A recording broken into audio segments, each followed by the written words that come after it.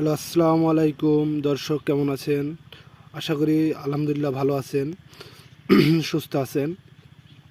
আমি আপনাদেরকে দেখাবো এখন লঙ্গান।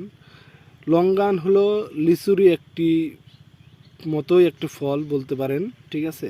এটা 12 মাস থাকে এই যে লঙ্গানটা। দেখুন এখন লিচু পাকতেছে, বাজার বিক্রি হচ্ছে, আর লঙ্গাটায় এখন ফুল আসছে, ঠিক আছে, ছোট ছোট গাছে। লঙ্গানটা অনেক ডিমান্ডেবল একটা ফল বলতে পারেন, বলা যায় বাজারে, যার শ 1,000 টাকা। আপনারা এটা বাণিজ্যিকভাবে চাষ করতে পারেন।